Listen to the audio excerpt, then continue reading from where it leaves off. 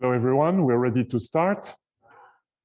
Today is a special day, and next week also we will have a guest lecturer, Hossein, whom you know from the labs and the exercises. Would like to have some training in teaching, so he will teach the first part of the next module, communication congestion control. So you will hear him probably after the break. For now, we continue with link state routing.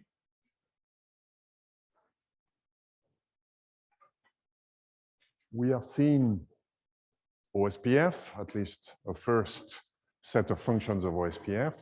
And today we will continue with other functions, in particular security. As you can imagine, routing protocols should be secured. In fact, they are very important to secure because if an attacker can gain control of a router or simply forge messages that are sent between routers, that's a very, very easy way to create denial of service attacks, disruption, and also man-in-the-middle attacks. The security of Ospf is very simple. Essentially, it uses authentication. So type 3 is what is developed today. That's what we will use in the lab, and with several variants. But they all use, at least the most recent, use this form of authentication. When an Ospf message is sent, remember Ospf consists in flooding link state updates that are originated when something new is perceived locally by a router and then are repeated by other routers. Those messages are protected against replay attacks by a sequence number. Authenticating is not sufficient because a man-in-the-middle attack could consist in capturing a message that was valid some time ago, storing it, and since it's valid, it's also correctly authenticated, and then playing it at a point in time where it doesn't make sense anymore. For example, after a failure, if you give an information that everything is okay, if you give a link state update that was the link state update before the failure, then you will prevent the network from being reconfigured. This is a classical problem in security. So this is solved by having a sequence number, which is a crypto sequence number. So I said that in every link state advertisement that is sent, there is a sequence number. But believe it or not, when Ospf was done, people did not think about things like this, right? Which is illustrative of where the internet is coming from. Ospf was developed in the 90s. In the 90s, there was no strong concern, at least for the people who designed Ospf. So there is a sequence number in the link state update itself. And there is also another sequence number in every message, which is the cryptographic sequence number. This cryptographic sequence number is a very large, is part of a very large space. In particular, an attack could consist in replaying messages that have been sent by a router before it's crashed. So you can crash a router by, for example, removing power. Then the router would restart.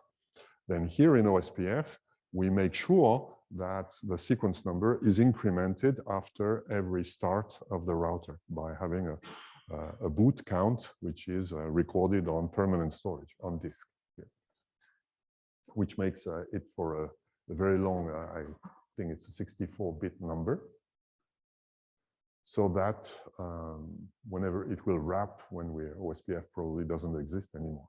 So this sequence number is the key thing, and the rest is, as you can imagine, we create a cryptographic hash of this sequence number of the message, the identifier, for example, in the form of the IP source address of the Ospf router that's sending this message. And we add a key.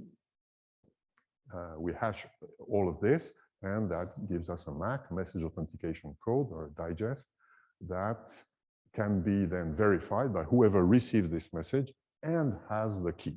Now, Ospf is very primitive here. It uses a secret key that must be shared by all Ospf routers on link. On link means if router A talks to router B, they are on the same local area network. We've seen that if it's a LAN, a true local area network, there might be multiple routers that are on link of each other. So all routers that are on link of each other must have the same key here, the same secret key. Of course, the key is not something permanent. We must have a key creation and distribution mechanism that typically will use asymmetric cryptography. So the keys will change once in a while, and this is indicated in the crypto header by which key you should use when there has been a key change. So that is, I would say, a very typical use of authentication and how we can have a reasonably strong form of protection against the attacks that I mentioned: man in the middle, replay, denial of service. Voilà, the Ospf we have seen is only 50% of the story. And that's 100% of the story in small networks, the size of EPFL, for example. But if you run Ospf in the network of a very large company, like Facebook or Google, in fact, we'll see very large companies don't consider themselves as a single domain. They run BGP between their internal subdomains. But already inside a large domain, Ospf has a scalability problem. The problem is that the link state floods all information to all routers. Now, if your network has tens of thousands of routers, that makes a large database. And also, if your network is very large, probably there is always a change somewhere. That's what people at Google and Facebook say, that our network is always changing, simply because it is so large. If the mean time between change of configuration or failure of a link is order of a few days, then if you have hundreds of thousands of routers, then you divide the hundreds of this duration by hundreds of thousands. That means that every few minutes there is a change somewhere in the topology. So it's not a good idea to flood everything to the entire network if the network is very large, which in some sense defeats the purpose of Ospf. Let's say Ospf, after all, is perhaps not so smart.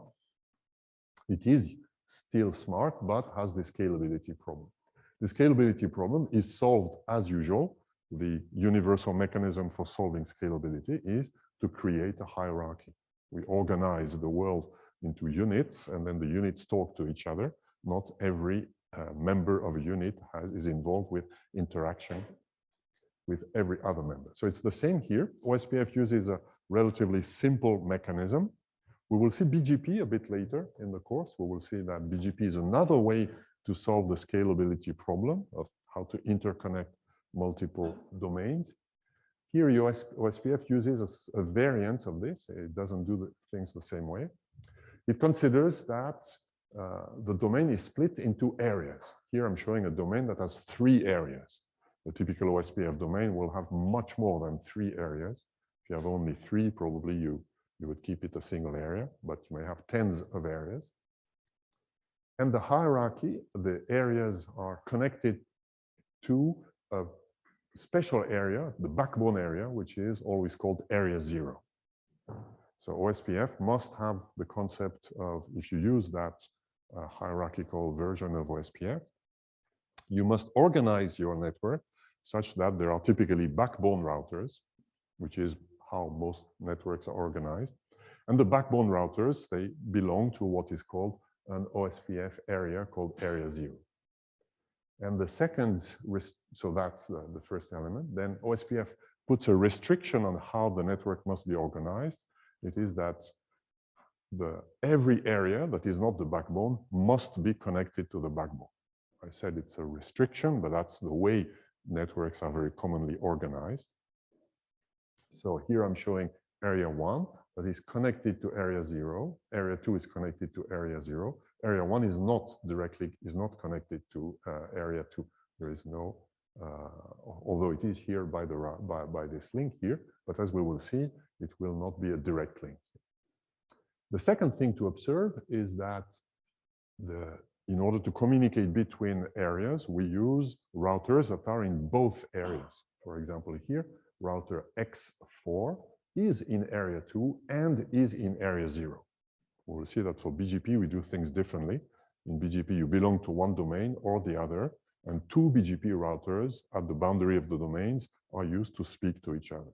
Here we don't do that because it's in a single domain. In BGP, when AT&T speaks to Swisscom, then AT&T and Swisscom perhaps don't want to share a common router. But here we are within a domain, that means within a given administration, a given organization.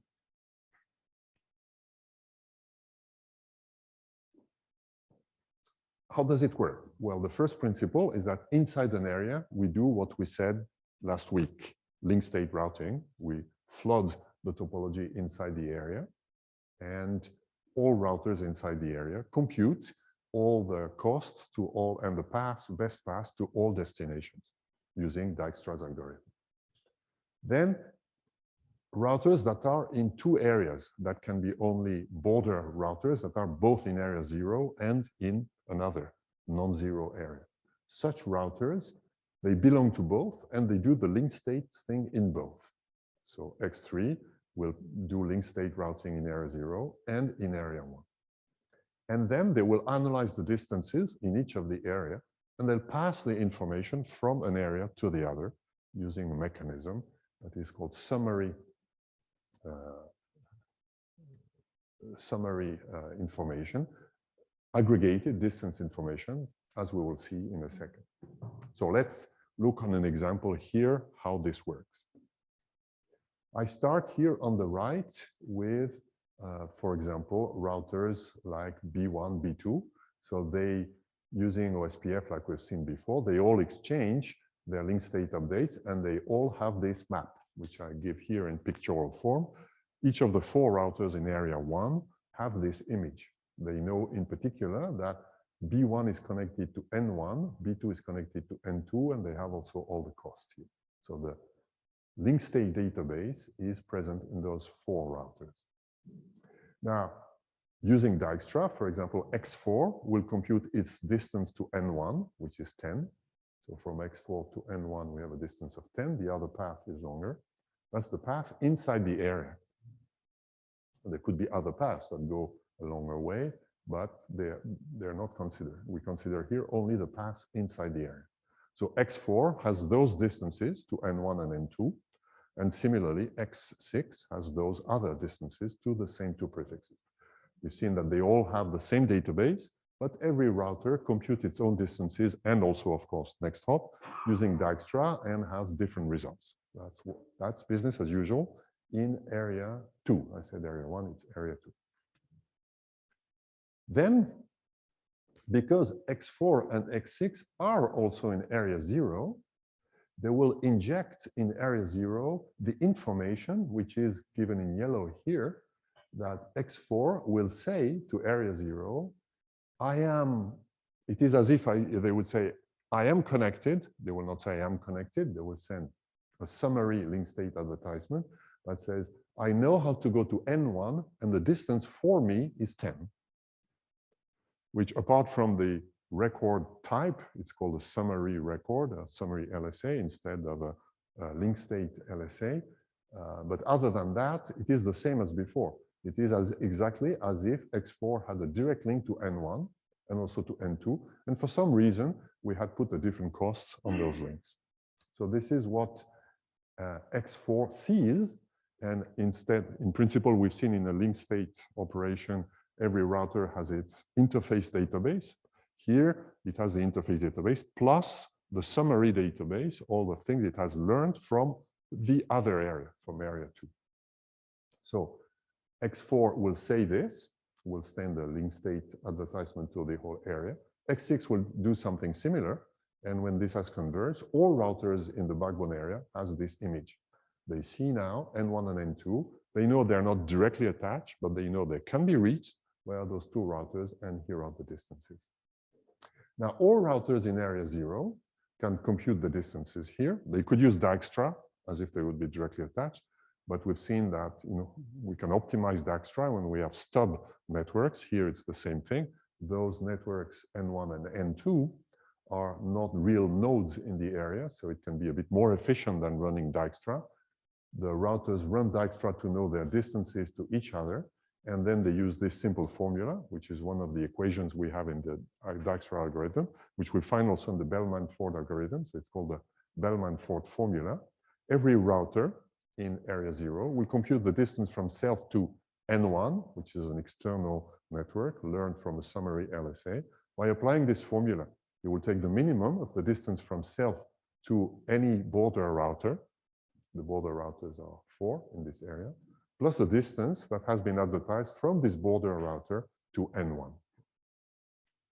For example, here, X3 will compute the distances to N1. So there are 2 border routers that have advertised N1, X4 and X6. So it will compute its cost to X4, which is this path, distance 13. From X4 to N1, it's 10. So it finds via X4 a cost of 23.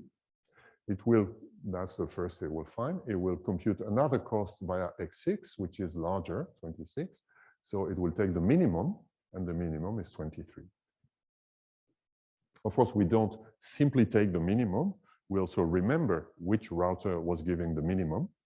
Here it is X4. So that means the next hop seen by X3 to N1 is the same as the next hop to X4, which is at the end the only thing that will be used from all this exercise by X3 for forwarding packet. In the forwarding table of X3, there will be a next hop for N1, which will be the same as the next hop to X4. If there are multiple next hop, if there is a tie here, if there's the same value as Ospf does, then we will have 2 equal costs routes here. So this is how all routers in the backbone area now have a next hop and a cost to go to those prefixes. Now the next step will be routers X3 and X5, having computed this, will also export it in area 1 as, again, link state, summary link state advertisement. X3 now will say inside area 1, I am at the distance 23 of N1, and X5 will say I am at a distance 22. This will be part of the database that every router in R1 will have, and then a router like A1 using this will be able to compute a distance and also, most importantly, a next hop to N1. So this is how we will combine the 2 modes of operation, link state in an area and aggregate information across areas.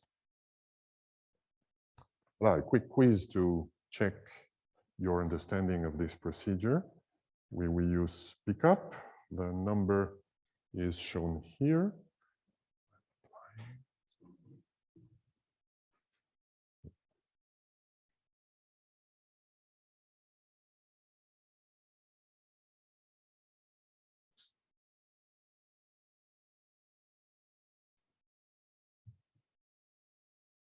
Do you see the poll?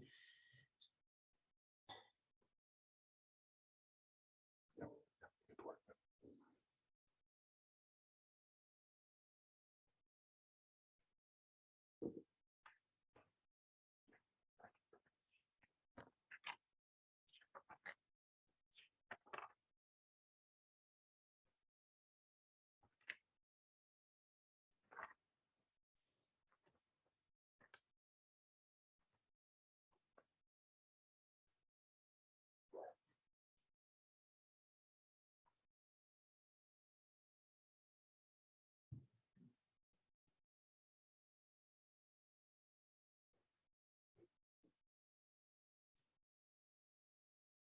So I'm happy that SpeakUp works again this week. I will close the poll in a few seconds.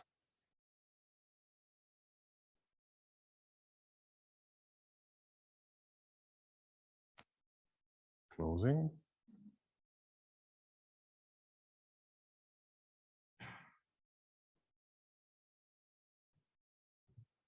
And the majority says A, which is the correct answer.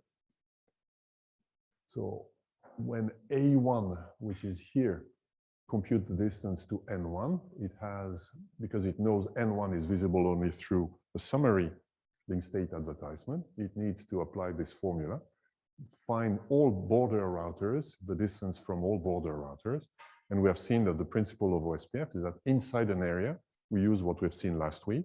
So this will be obtained from the result of Dijkstra, which is stored in the routing table.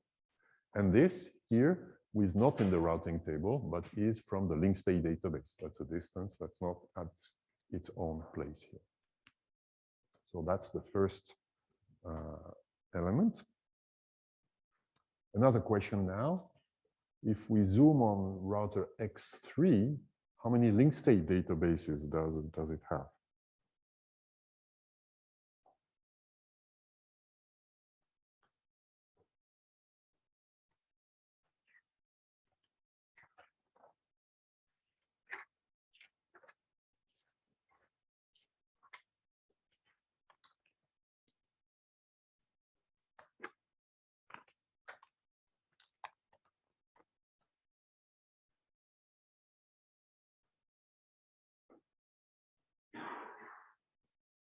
I close the poll in a few seconds.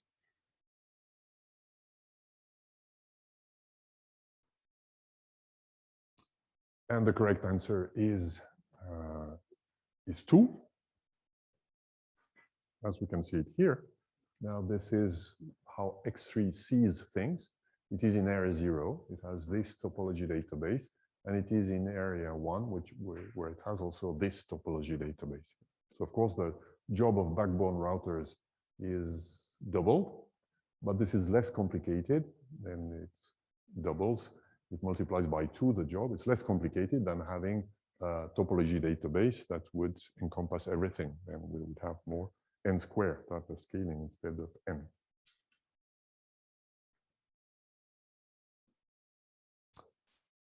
This is all we will see of the main parts of OSPF. In reality, OSPF is very rich, very complicated. It's the dominant routing protocol for single domains. That's the most widespread use. So huge number of domains use this one here. So it has been optimized for zillions of things. In particular, everything I discussed before can be simplified if, for example, the topology is restricted, or also in order to add the reliability, to increase the reliability by supporting area partitions. Area partitions means what happens if, due to links breaking, like here, if all the links here between A1 and A2 and X3 and X5 break, right? Then area 1 is partitioned.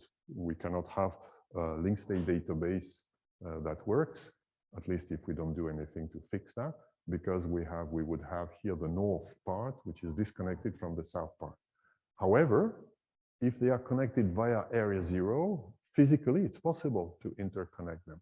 So what OSPF will do is it will use all the possible tricks to still interconnect A1 and A2, so they would speak via area 0 to exchange the link state updates, such that both of them would have a vision which is correct. They would see a partitioned area, and they will compute routes accordingly.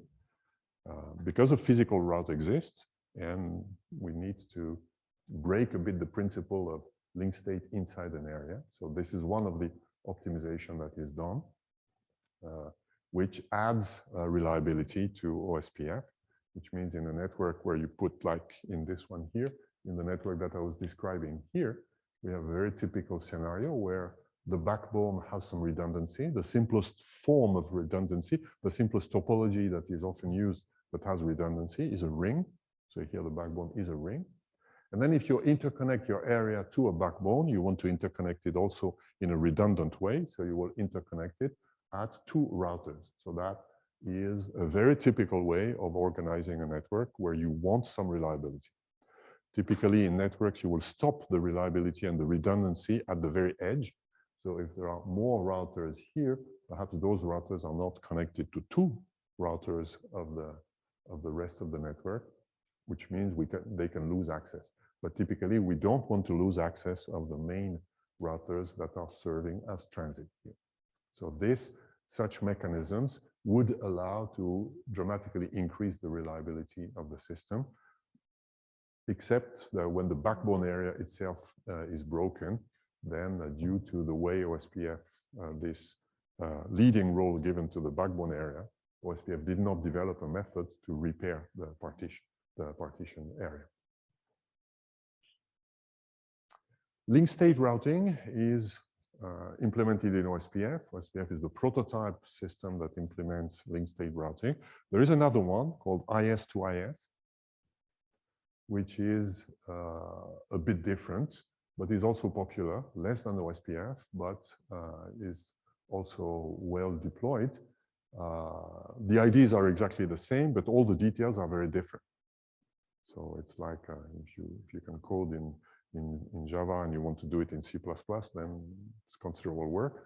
So here's the same. If you go to IS to IS, all the names, the namings are different. What we call a link state update is called differently in IS to IS, etc. But the ideas are exactly the same. So we will not do it in detail, but it's important to remember if you see IS to IS, then you can, in your mental image, you can say, well, that's Ospf spoken in a different language. We showed the use of Ospf for shortest path routing, which is a primitive way of routing. Shortest paths are not optimal, in fact. When we go the shortest path, I mean, we send all traffic to the shortest path. If there's a lot of traffic going from A to B, and there are 5 possible paths, only one of them is the shortest, Ospf will send everything on the shortest, which is the default Ospf. If you want to spread traffic on more paths, you have to make sure they are equal costs, which may be tricky to do if your traffic is varying. So there are alternative methods for spreading traffic that uses things like traffic classes, and it's called multi-class routing or even multi-topology Ospf. It's possible to have different uses of the same network. This is what operators do with, they call it network virtualization. An operator like AT&T can resell some of its operation to a company like Tesla, for example, so that all Teslas are connected, all Tesla cars are connected to the Tesla maintenance centers using it wherever they are in the world. So for that, they use the AT&T network. And AT&T sells a slice of its network to Tesla. So for things like this, we may use what is called multi-class or even multi-topology. That means we can view inside the same physical network different sets of flows or packet flows that should not be treated the same way. Another simpler example is if, for example, you want to handle voice. When you voice or interactive video for video conferencing, you may want to give to voice a much smaller delay than for all other traffic. And you may decide to use some routes for voice that are perhaps not the highest capacity routes, but are the ones that have the smallest delay. And then for web browsing, where perhaps it's less important to have a 50 millisecond delay than if you have a route with 50 millisecond delay and a huge capacity, another route with 20 millisecond and smaller capacity, then you will give priority to voice. You will make sure those routes are given for voice. So you may compute different routes for different classes of traffic. It may also be for different customers. If Tesla pays a lot to AT&T, perhaps they get better routes than if they pay little, for example, they might get different service. This is possible by adding a tag to the different destination networks. And when we do the Dijkstra shortest path, then we can compute a shortest path for an instance of shortest path for all the destinations that belong to a certain class, where we can also give different costs to the different links corresponding to this tag. For example, a cost of a link that has a low delay would be extremely small for if the tag is voice. If the tag is a bulk data transfer, then we would give a cost of a link that is low when the capacity of the link is large. So multi-class might typically mean different values of the costs given to the links. We can even do worse things. So there are versions of Ospf like called MOSPF,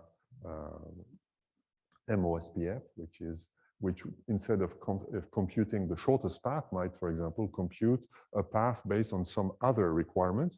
For example, the path that has the largest capacity. So instead of saying a path for me is better if it's shorter, the sum of the costs, I can say a path is better if its available capacity, which is the minimum of the capacity on all the legs of the path, is larger. So Ospf Dijkstra works also for such shortest path computation, and there are versions of Ospf that do that. Also, in the standard use of the Ospf, we do this very, at least inside a given link state, inside a given area, we have much more information than just the next hop. We do this complicated link state database. We compute the tree of all the shortest paths from self to everywhere. But the only thing we distill from that is the next hop. That's the standard use. But of course, we have the complete path. So we can use it also for what is called explicit routes, which is same as what we saw under the name of source routing, except it's not at the source now, it's at the edge router. When a router wants to send a packet from A to B, here, the first router that sees the packet, so it's a bit like in beer, if we have the concept of edge routers, the first router that interfaces the outside, sees the packet, may decide, for example, to compute an explicit route.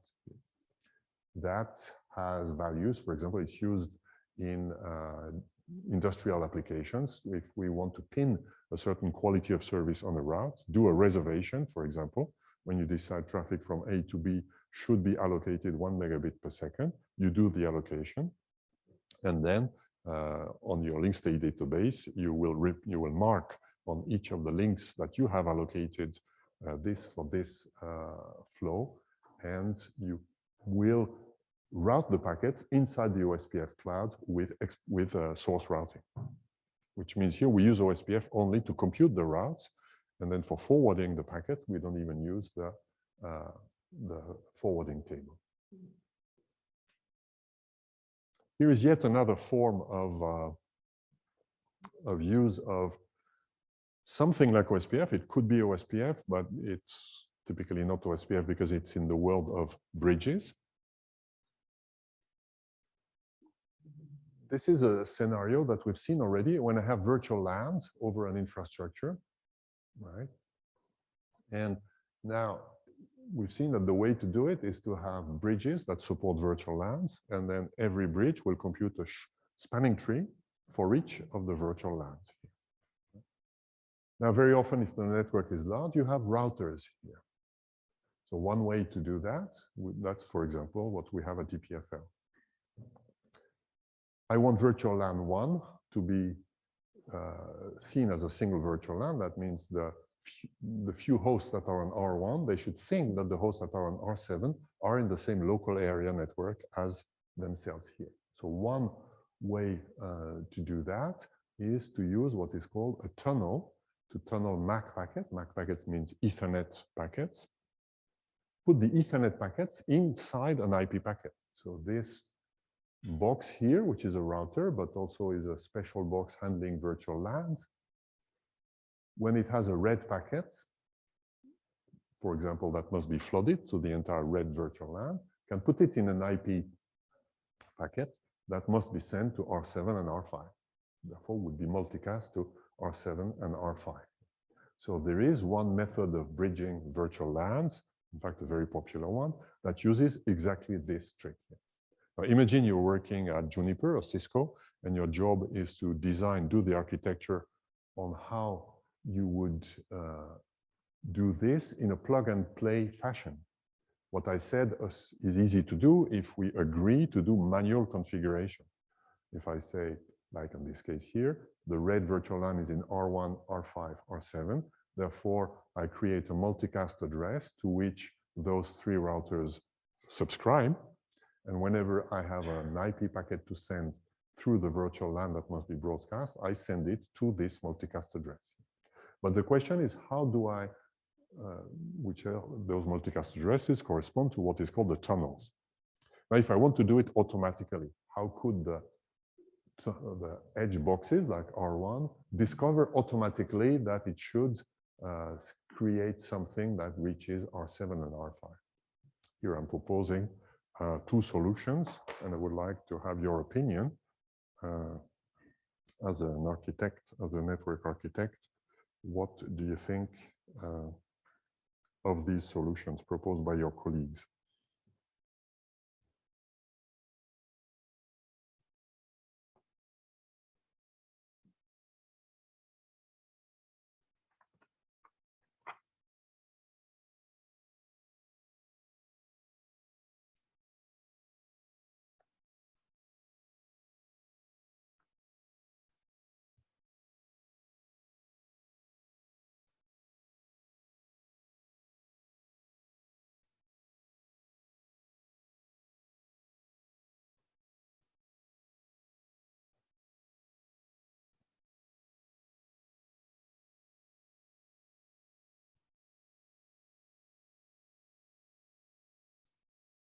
I close the poll in a few seconds.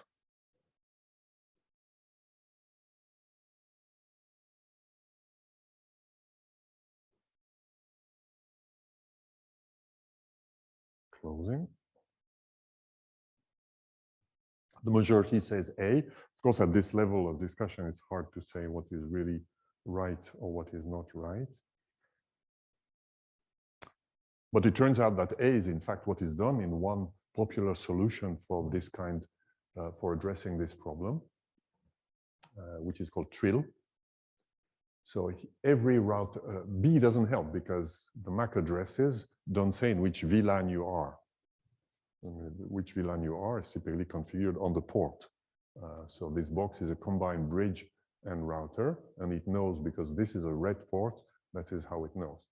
But because it knows it's a red port here, then it can put it in the topology database, which means that all routers in this domain will know here there is a red port, here there is a red, here there is a red, here there's a blue. So in fact, this figure that we see on the screen is exactly what the topology database is. So you can add additional information. And if you do it, then of course, then that solves the problem. R1 knows there is R2 and R5, then it needs to, that means it knows how to send it and where to send it. Trill doesn't use Ospf, it uses IS to IS, but that's similar. There are other things that are similar also with MAC and MAC encapsulation, etc. So there are, this idea has been used in zillions, not zillions, but in several networking protocols for video networking in studios, and this one is for real-time, for virtual LANs across a router infrastructure. So this is giving you a bit of flavor of how things are really in the, when we go beyond this course and beyond what we do in the lab. In the lab, we zoom on the core components. And then, since there are thousands of researchers in the world that are playing with that, and tens of thousands of developers at Cisco, Juniper, Facebook, etc., that develop networking systems, then of course we can combine all of this, and everything that is possible is being developed. If it's a good idea, probably it's been done already. Now, if we use what we said here is a bridge network. Assume we use Ospf routers, or we configure them as bridges. Assume that's something that has the flexibility to be configured either as a router or as a bridge. If you choose one or the other, I'm asking the question, what's the maximum throughput that this network can have? In this very simple example, where I assume that the traffic, sent here as lambda, goes symmetrically everywhere. So A has a rate lambda to send, and it's 50% of the traffic from A goes to B and 50% goes to C. And the same at each of the three nodes. What's the max value of lambda that can be supported by this network if we use Ospf or if we use routers?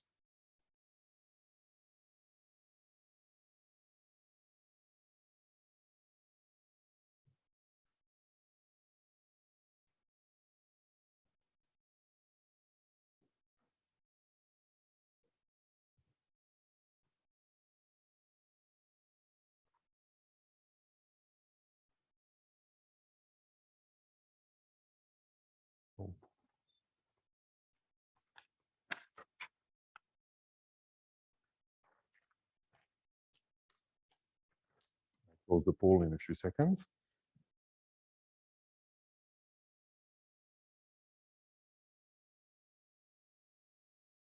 The majority says B, which is the correct answer, because the spanning tree will disable one of the links, for example, this one. And we see that's the max lambda that's possible. If we impose the same lambda to everyone, is limited here by a capacity of 1. So it will be 1 gigabit per second versus 2 here. This is illustrating exactly the difference between routing and bridging, at least default bridging. We use the capacity much more. In this simple example, we double the capacity of the network. Voilà, that's for Ospf. Now I switch to a 5-minute session on a very different topic, but related to this, which is called software-defined networking. So the term is glorious, like many terms in the networking scene. It means something much more simple than the term means. But let's see the motivation. Here's an example I picked from a SIGCOMM paper that is illustrating what can happen in real life in networks. In real life, those network nodes are all running Ospf and perhaps BGP as well. But in real life, the networks have, we've mentioned that several times, in particular for multicast, you must have a network monitoring infrastructure that is constantly monitoring the traffic flows and is using techniques that are outside this course, that are typical machine learning techniques to detect anomalies in the traffic flows. Because if you have a public network, it's very likely that you're subject to lots of attacks. And the simplest form of attack, which is also the most effective, is denial of service attack. Here, assuming the red flows are denial of service attack, S1, S2, S3 are sending a lot of traffic to F here. And this has been detected because the volume is suspiciously high. But you detect it, you still don't know. Perhaps F is a popular website and everybody's going to it, or it's truly a denial of service attack. So for that, you have other things that are routers or systems that do deep packet inspection. A router normally looks only at the header, normally only the IP header, perhaps also the port numbers and a few things like this. But if you want to really know whether it's a denial of service attack or it's really people that are going to Facebook to something very, very popular, you must look more into what happens. Look at the combination of source destination ports, which protocol is used, which authentication and encryption is used, etc. So this is this so-called scrubber here. And then, but of course, you don't want to, those are expensive machines. So you want all the red traffic to go via this expensive machine, but only the red traffic.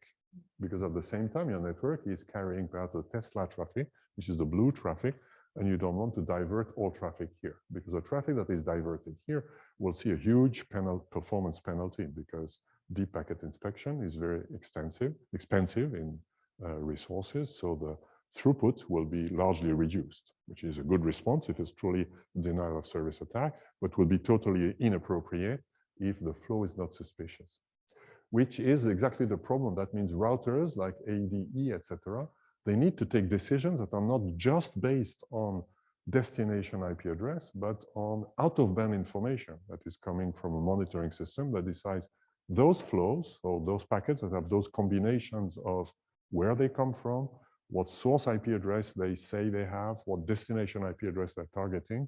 What do I do with those packets based on all of this information? So this is why we have in routers, in addition to the forwarding table, to the so-called IP routing table, what is called a flow table for per flow forwarding. So here is I'm showing router R1 that has its forwarding, its standard forwarding table. That's what we see with the IP config. And here, in addition, it has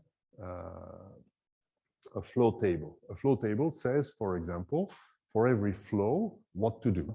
And it is a table with priorities here. The routing table is used with longest prefix match. The flow table is used by priority. If there are several matches, you look at the one that has the highest priority.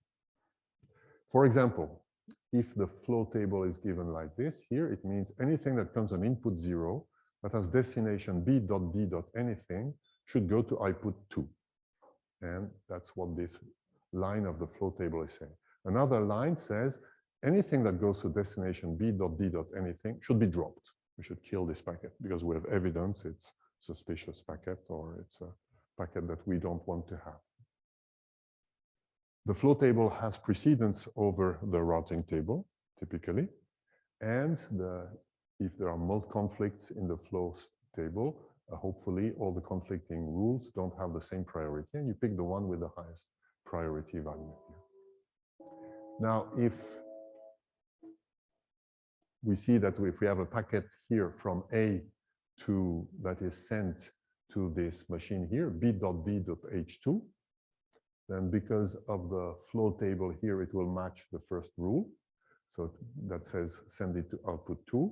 But the second rule also says drop, but this one has high priority, so it will be sent. So the packets from Lisa will reach the enterprise server via output port 2, but the packets from Homer will not here.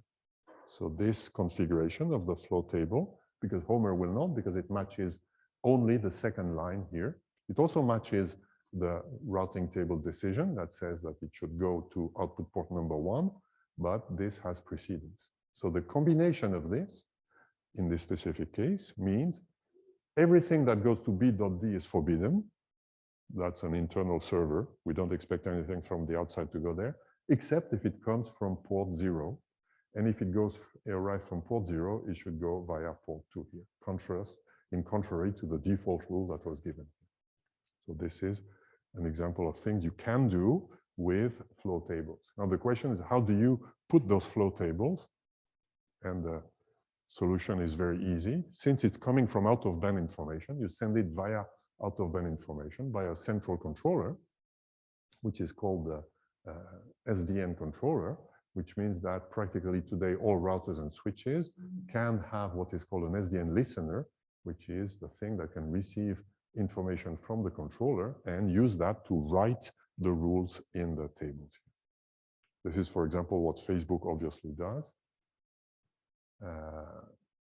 And if the controller fails, of course, then you might have problems. Or if the controller sends wrong information, you might have problems. I will conclude with this little quiz here, if you agree to spend 2 more minutes before the break.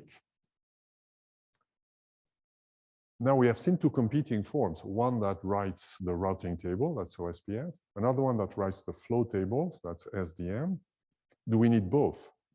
Or could we, after all, throw away Ospf and use only Sdn? What do you think?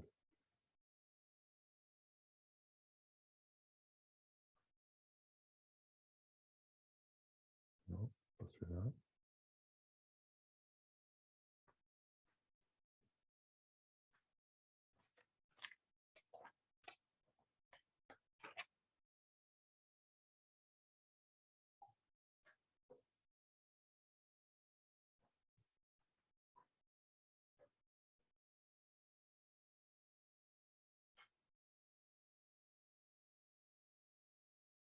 I close the poll in a few seconds.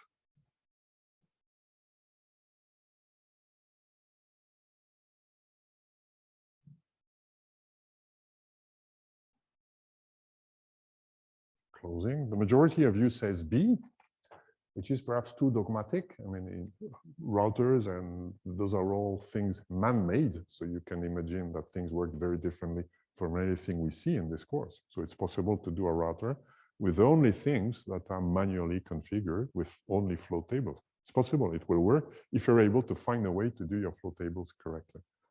But probably it's not a good idea because the central controller needs to communicate with the local controllers, the listeners, to update the thing. So you have a chicken and egg problem. It is wise to have a default method of being able to communicate with everywhere. So the typical operation is that we run Ospf, or if it's bridges, we run the spanning tree protocol to make sure the central controller can always reach at least the listeners. And once it can reach the listeners, it can add rules that will hopefully make it work. I'm not sure Facebook does it this way. If you have full control of your routing table, then you're taking risks. You have to make sure you have an extremely redundant and reliable way of updating the tables, because if anything you do is wrong, you will lose completely the network, which would be very hard to have with Ospf. Voila, that's the end of this course on Ospf. And it's not the end of Ospf, because in lab 4, you will be able to see that in practice. Voila, we go for the break. Thank you for the 5-minute supplements. And after the break, we will start congestion control with Hossein. So hello, everyone. I'm Hossein Tabatawi. I'm a PhD student here and the teaching assistant of the course. And I will give a talk about the first part of the congestion control, which is more of a theory part, and the professor take over for the implementation part of this module. So as always, the slides are the lecture notes that you can use to study the course. But if you are more fan of more written text, this is the textbook here. It's not the textbook that you use as usual. It's the textbook written by the professor. It's available at this link here. Congestion collapse is a pattern that can happen in any complex network, any complex system. It happened in the internet in October of '86. The internet itself dates back to '70s. And it's one of the things that collapsed the internet. It stopped it from working, but it wasn't fatal to it because at that time, networks were very small. That the internet wasn't widely used. We have more of a company network, confidential network, where we have few number of devices connected to each other, and the rates were very small. For example, at that time, these reporter rates were 32 kilobits per second. With such rate, we cannot do Zoom calls as we do today. We might send only emails and some text. And at October of '86, this rate dropped to 40 bits per second. So it's quasi zero. So it really stopped from working. So they experienced a sudden factor of 1,000 drop in the rate of the internet. Such thing happened not because that people weren't aware of congestion control or congestion collapse. There were other company networks such as IBM, such as BigNet, that we will see in the rest of the lecture. They already thought of some mechanism to control congestion.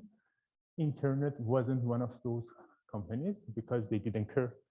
It was working and was needed. They didn't implement anything to control it until it collapsed. Let us take a closer look at what really happened in October of '86 when the first congestion collapse happened. Here I'm showing a small network which is not far away from the network at that time. I have source S1 that sends some traffic to destination D1. Also, I have a source S2 that sends some traffic to destination D2.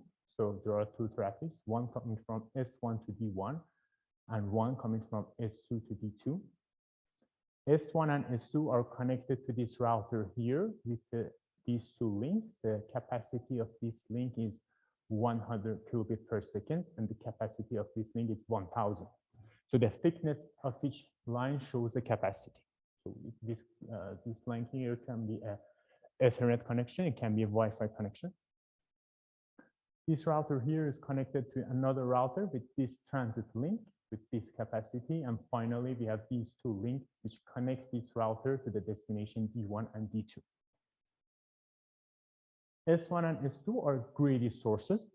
Greedy sources simply sense as much as traffic as we want. So the rate that these sources sense traffic is the maximum that they can achieve.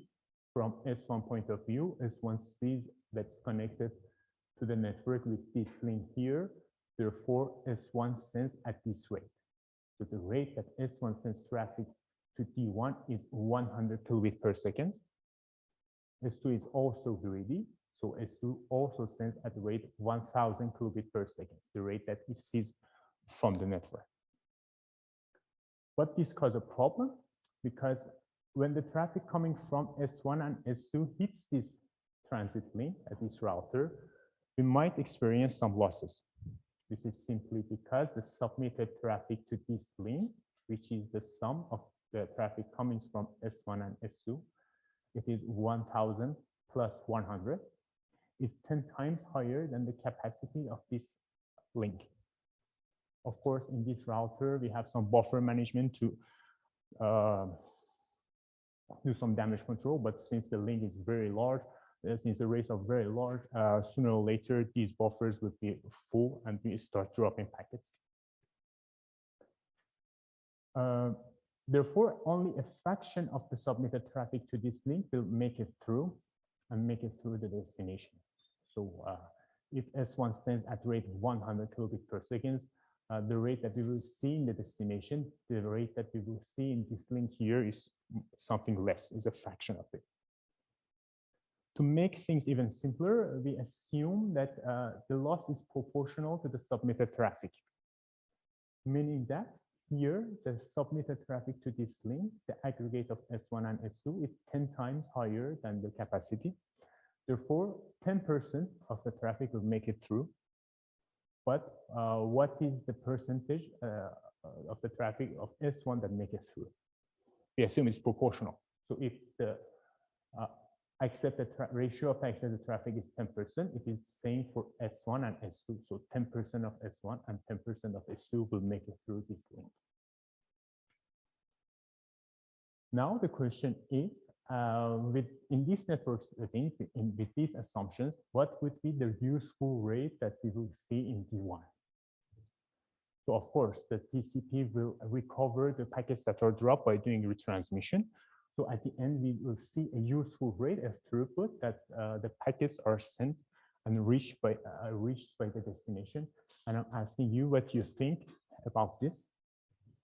The SPCOP room is not as usual, it's written here. So I invite you all to join it and share what you think with us. So the pool is open.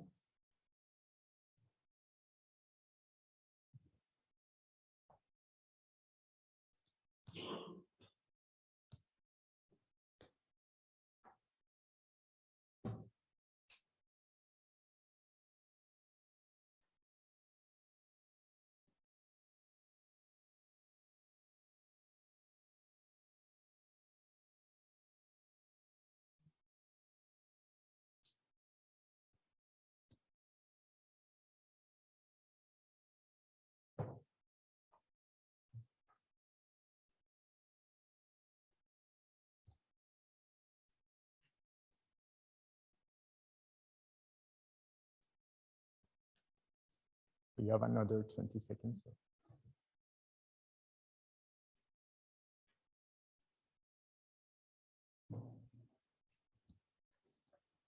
So I will close the poll in a second.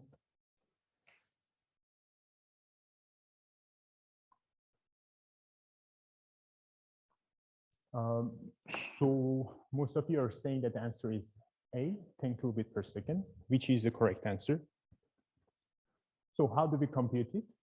We should compute the ratio of the accepted traffic at each link. At this observation point 1, when the traffic coming from S1 and S2 hit this transit link, I should compute what is the ratio of the accepted traffic. This is done by computing what is the submitted traffic. It is the aggregate of these two traffic is 100 plus 1000, written here. And what is the capacity of that link, which is 110, which gives us 10% of ratio of accepted traffic. Since it is proportional, the loss is proportional, 10% of the traffic coming from S1 and 10% of the traffic coming from S2 will make it through this transit link.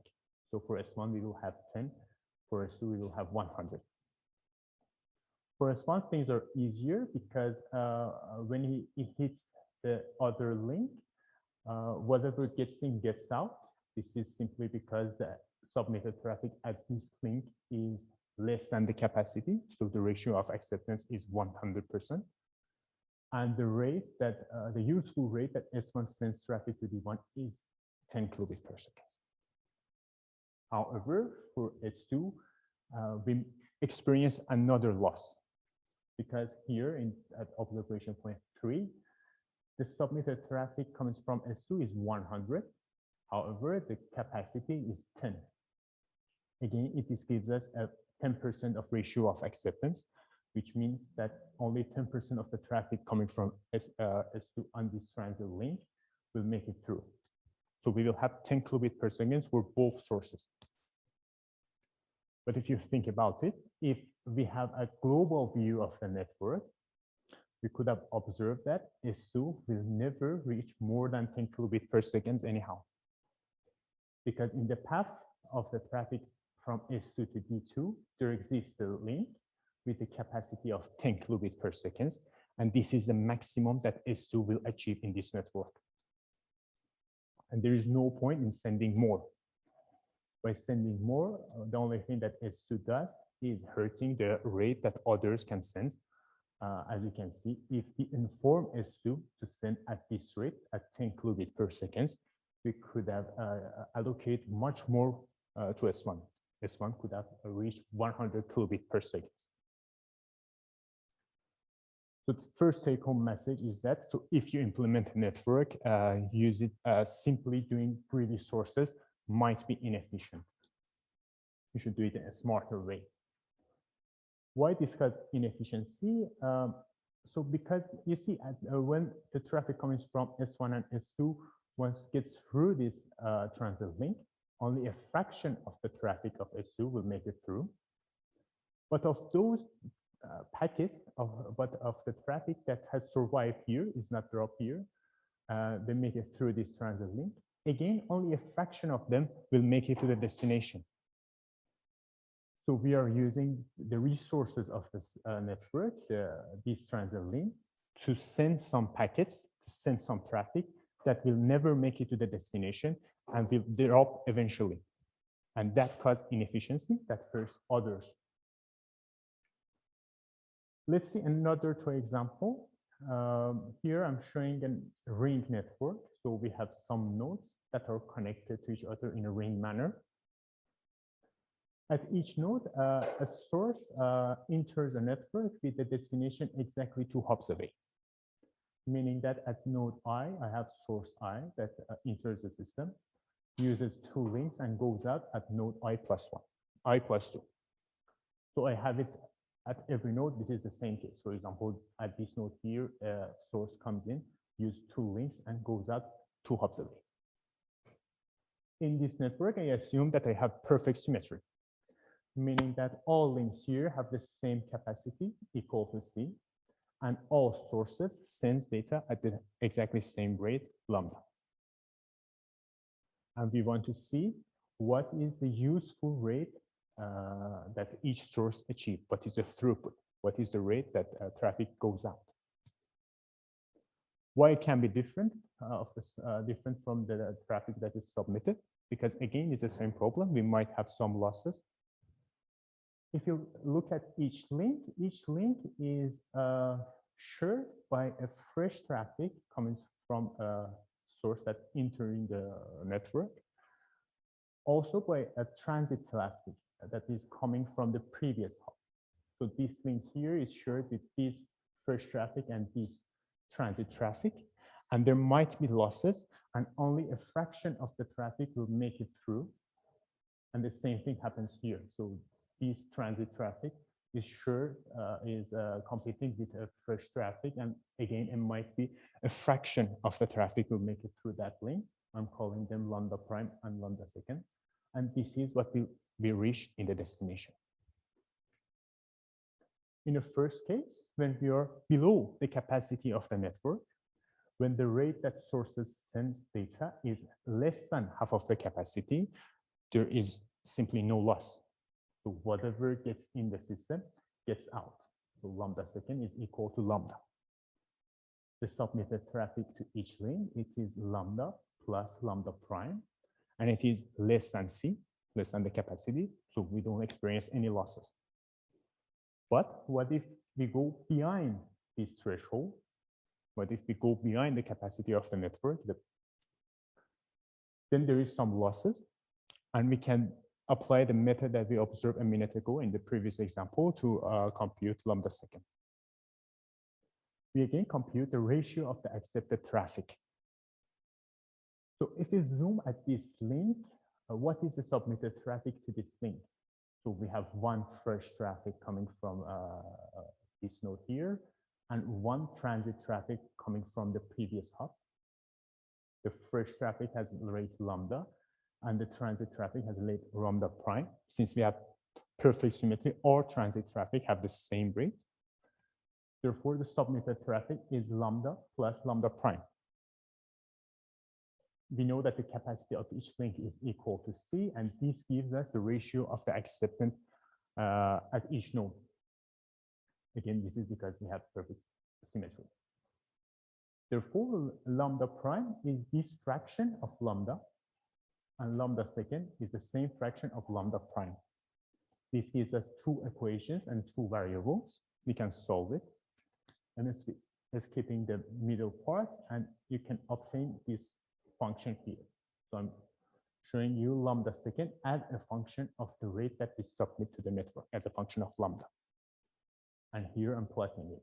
So in y-axis, I'm plotting the lambda second, the useful rate, the rate that goes out of the system, the throughput, as a function of lambda, the submitted rate, the offered rate.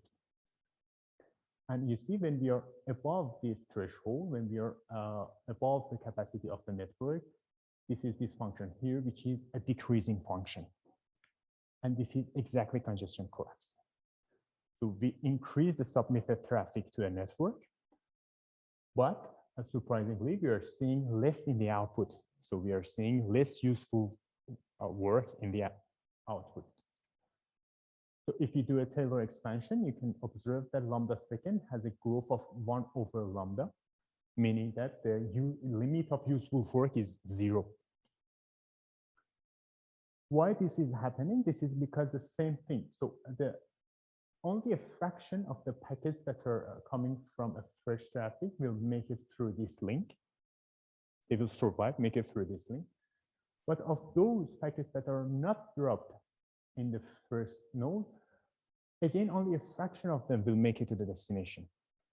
So what we are doing, we are using resources of the system.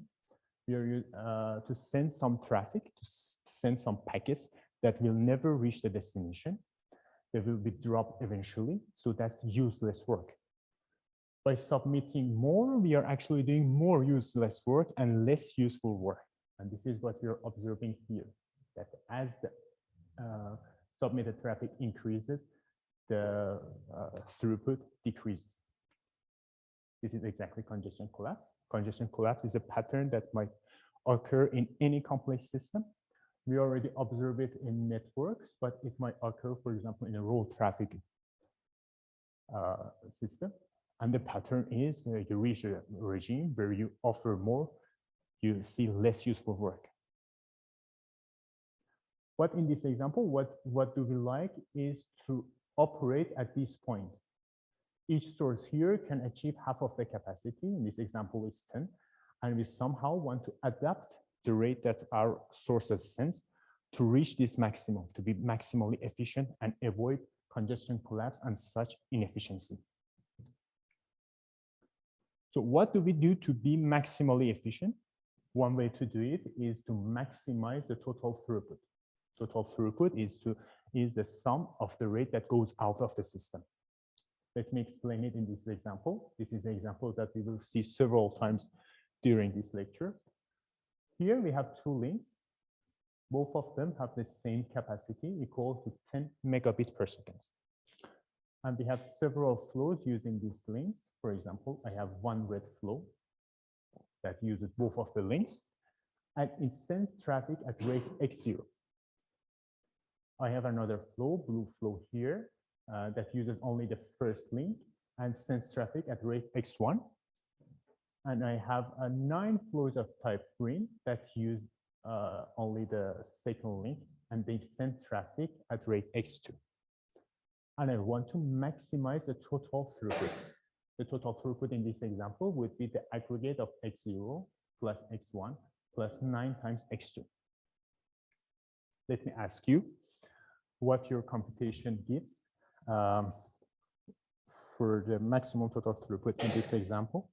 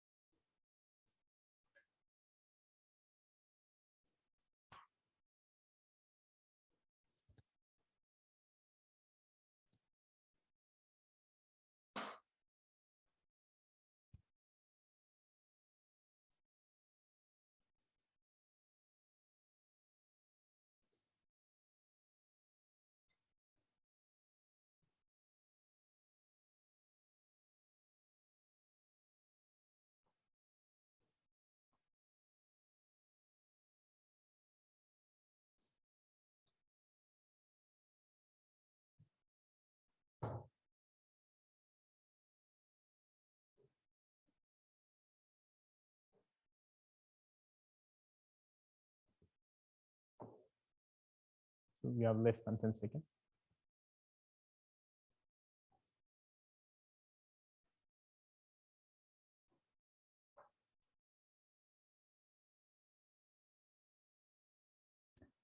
So let me close the poll. And most of you are saying 10 megabit per second, which is unfortunately a wrong answer. And let us see why. So what is the total throughput in this example? I'm denoting it as theta. It is x0 plus x1 plus 9 times x2. And here I'm formulating the problem. So I want to maximize this total throughput subject to some constraints. Where do these constraints come from? In a network example, each link gives me one constraint. Why is that? Because the submitted traffic to each link cannot exceed the capacity of that link. What is the submitted traffic at this link? It is x0 plus x1. This should be less than or equal. This should be below the capacity, 10 megabit per second. This gives me the first constraint here. For the second link, we have the same thing. The submitted traffic to the second link is x0 plus 9 times x2, which should not exceed the capacity, which gives me the second constraint. And for sure, we are only looking for non-negative rates. Such problems can be solved by linear programming, but since it's a very easy one, we can directly solve it. We can first observe that theta is less than 20. So 20 is the upper bound on the maximum total throughput. And it can be achieved. So there is an allocation that can be achieved. So it's the true maximum. I can give 10. So I can give 10 to this blue flow. I can give the whole 10 to this blue flow, x1, which forced me to give 0 to x0. And I can give 10 over 9 to each of these 9 flows. This is a feasible solution. This respects the constraints that we have for each link, and we achieve this 20. Now let me ask you another question.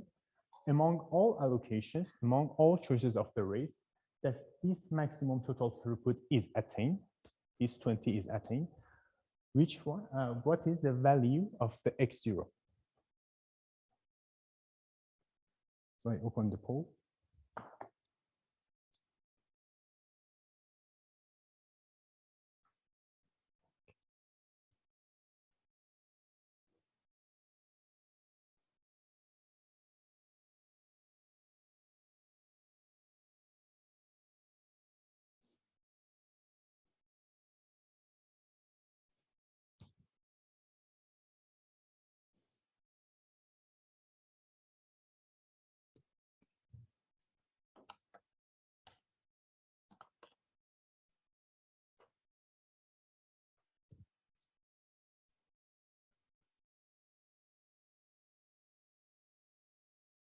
So I'm closing the poll in 10 seconds.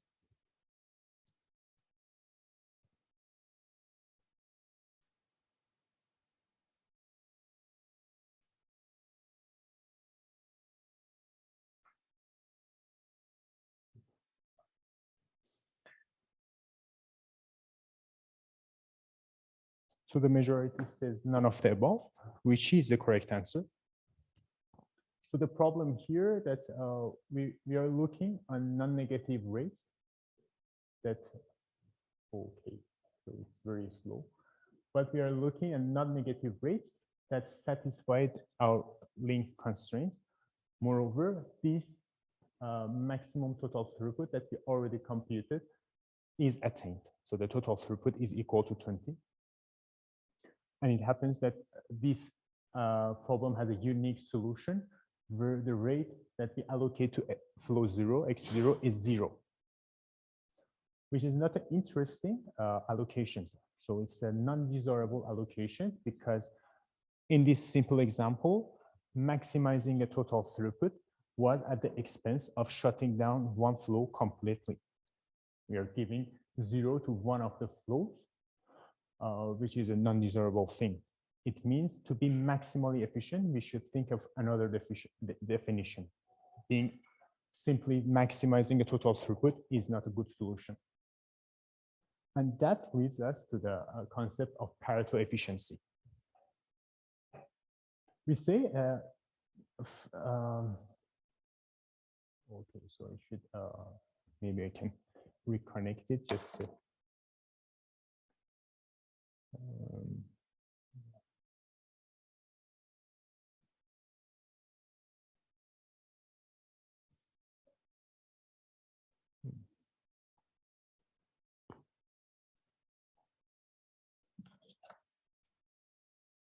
Okay, so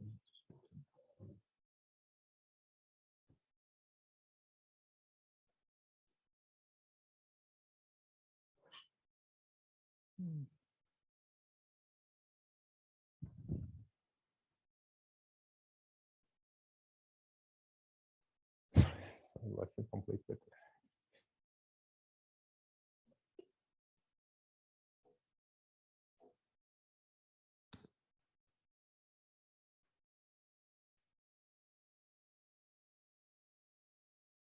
So it seems the pointer is too slow, so I can use the, okay, so I can use it directly here. So we say allocation of rates is Pareto efficient. Here, X is a collection of the rates. So here, if you want, is a collection of X0, X1, and X2. We say it is Pareto efficient or Pareto optimal if I want to increase rate of one source, that forces me to decrease the rate of another source. So any increase in the system is at the expense of another decrease. In other words, if allocation X is not Pareto efficient, if I can give more to one source while not impacting the others, if this means I can do it, right? I should do it. So if I can give more to X0, for example, while not impacting the others, it means I'm not maximally efficient. I should take this move and give more to X0. So if I can improve an allocation unilaterally, giving more to someone while not impacting the others, I'm not Pareto efficient. In other words, we have a Pareto efficient allocation if each source has a bottleneck. In the path of each source, there exists a link that is saturated. It means the constraint of that link is satisfied with equality rather than inequality. Let us apply it to this example that we already observed a minute ago. So this is allocation that maximizes the total throughput. And I'm asking whether it is Pareto efficient or not. So I check it against the definition. So I'm writing the rates that each source sends besides them to make it easier to read and analyze.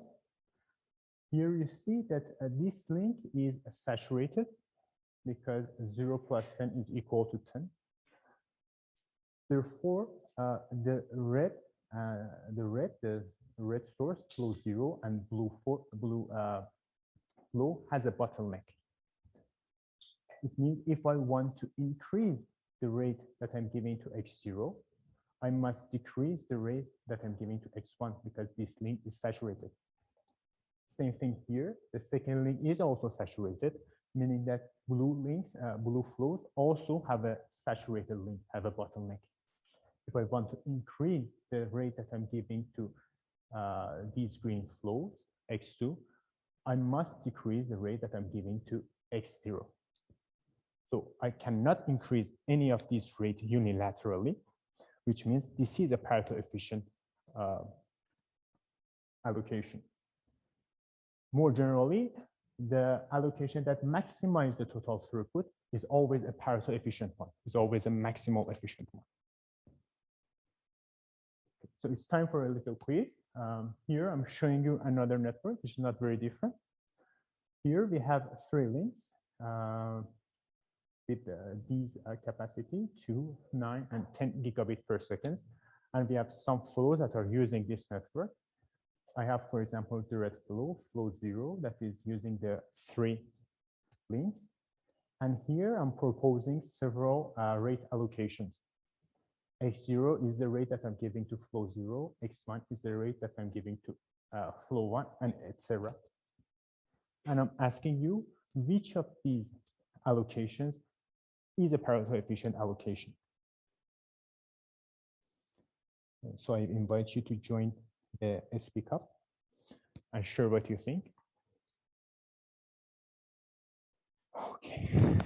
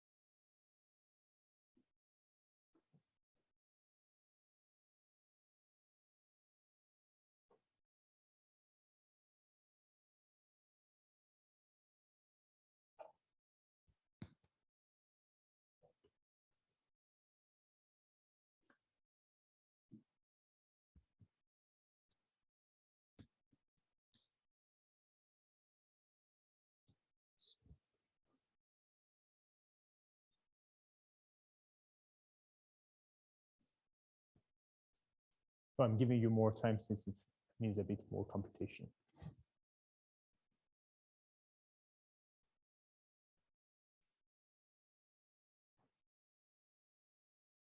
So you have another 10 seconds.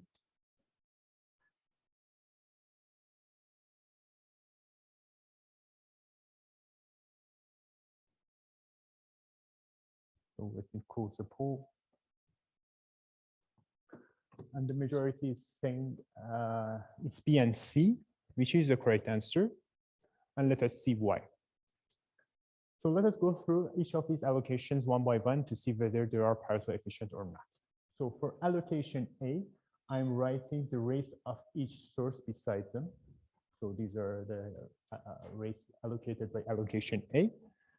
This is not Pareto efficient because I can improve this allocation unilaterally, meaning that I can give more to X1 while not impacting the others. I can give, for example, 0.6 to X1. This is possible because this link is not saturated, so I can increase the rate of X1 while not impacting the rate of X0 and others. Therefore, this is not a Pareto efficient allocation. Allocation B is, however, a Pareto efficient one. Because if you look at it, you see that all of these links are saturated. Here we have 1 plus 1 equal to 2, 1, 8, 9, 1, 8, 1, 10. Therefore, each source has a bottleneck, has a saturated link. And if I want to give, for example, more to X1, I should decrease the rate that I'm giving to X0. So I cannot improve this allocation unilaterally, and therefore it is a Pareto efficient. Allocation C is also a Pareto efficient allocation because every source has a bottleneck link. So this link here is saturated, therefore flow 1 and flow 0 have a bottleneck in their path. This link, the middle link is not saturated, but it's not a problem because we have another saturated link, which means that the flows 3 and 2 have a saturated link. So I cannot improve this allocation unilaterally. Any increase is at the expense of other decrease. So until now, we have observed that we have a good definition to be maximally efficient, which is Pareto efficiency. But even for this simple example, we observe that there are several allocations that are Pareto efficient, that are maximally efficient. And the question is which one we pick. For example, we see that the one that maximizes the total throughput is a Pareto efficient one, but it is unfair unfair in the sense that it is at the expense of shutting down one flow completely. And it is non-desirable. Yes. Exactly. So that's the thing that we want to do now. We want to look for what is the definition of fairness. And let us use the simplest definition, which is egalitarianism, which means you give the largest common value to everyone. So I want to allocate as much as possible what's same to everyone. This can be defined as sort of fairness. And let me ask you, what do you think an egalitarian allocation would be in this example? So I invite you to join the speak up and share your computation.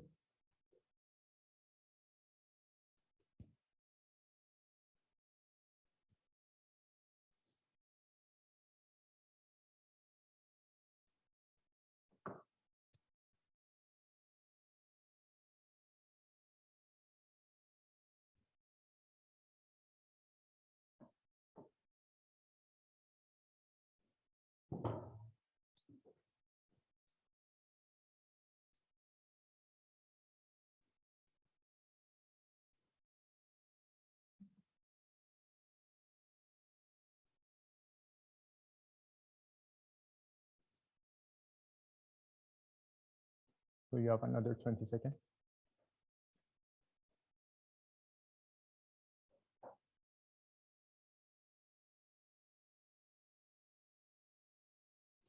So I close the poll in 10 seconds.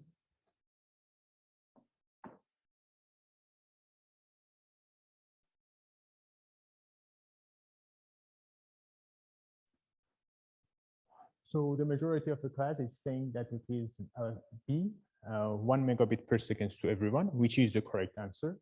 So we are looking for a common value for x0, x1, and x2 that it is maximized with respect to the constraints that we have, and we will obtain 1 megabit per second for each of the sources, which, if you look at it, it's not a Pareto efficient. So this egalitarian allocation is not Pareto efficient because I can improve it unilaterally. I can give more to this blue flow. I can increase the x1 while not impacting the others. In fact, I can have a much better allocation, which is this one here, which I'm giving 9 to x1 rather than 1. So the first thing is egalitarian might not be a Pareto efficient one, but this allocation here is a Pareto efficient, that it is fair. It is fair in a sense that it gives to everyone as much as an egalitarian allocation will give. So giving more to x1 will not hurt anyone, so we should do it. So we should do it to be maximum efficiency. And this leads us to the definition of max-min fairness.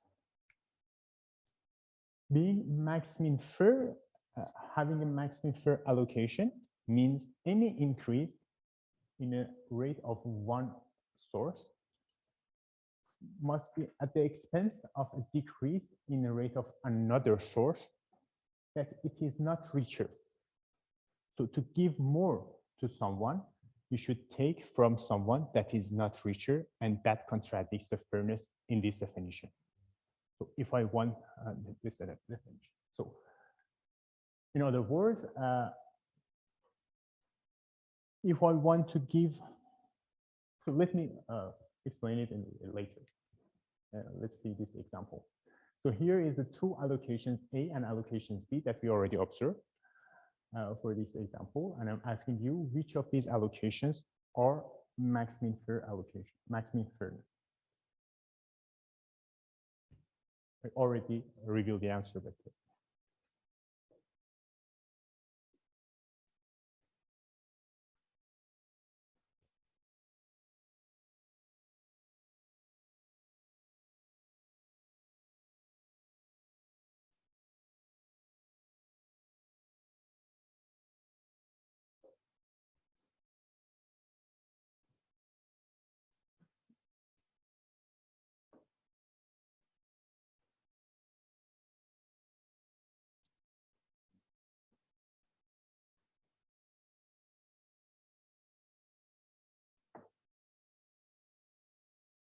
So I will close the poll in 10 seconds.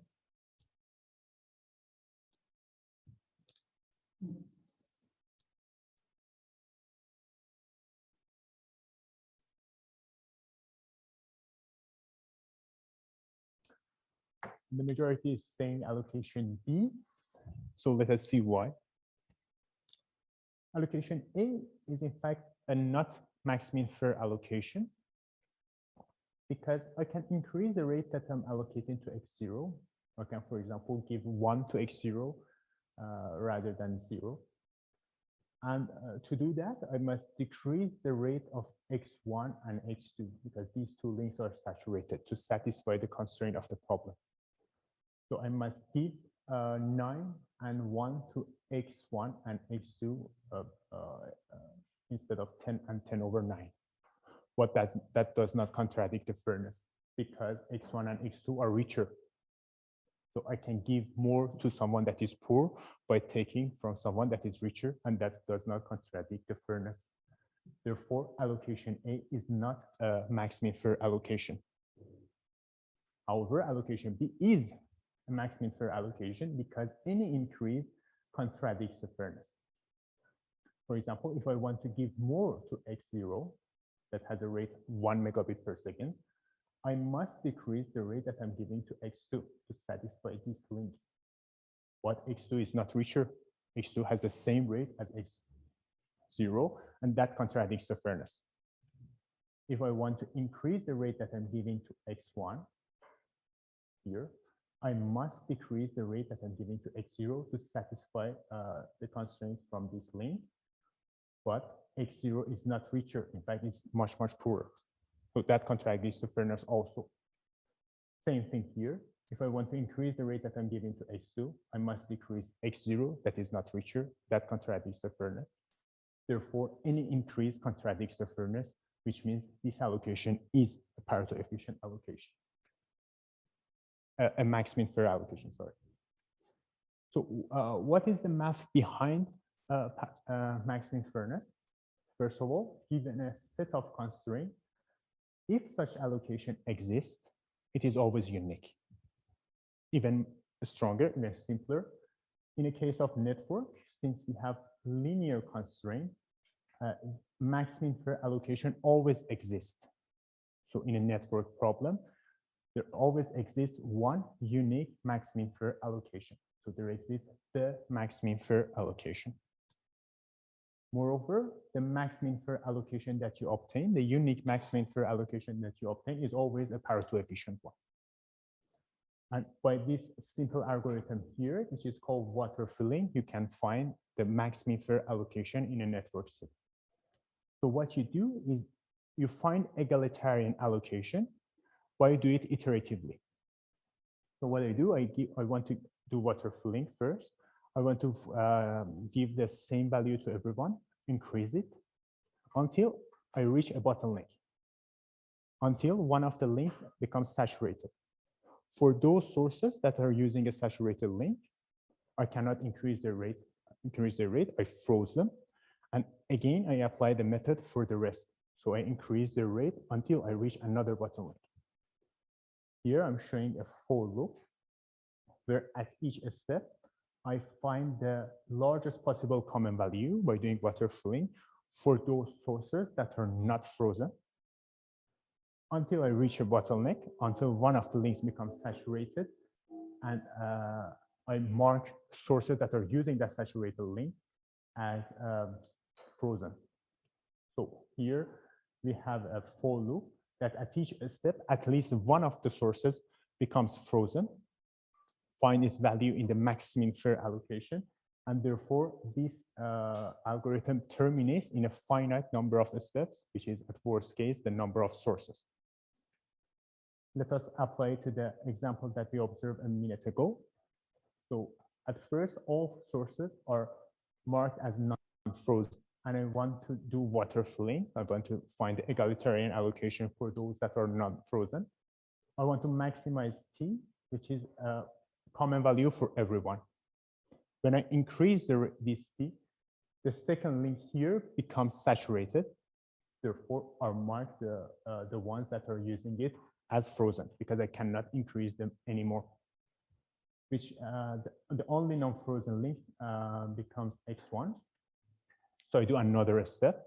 I find the largest possible common value for x1, and it is 9 because when I increase the rate of x1, I hit a bottleneck at this thing here. So the unique max infer allocation is that one here. So thank you very much. Next week we will continue with this is the quiz here, and so I wish you a very good week and good luck with the continuation of lag 3.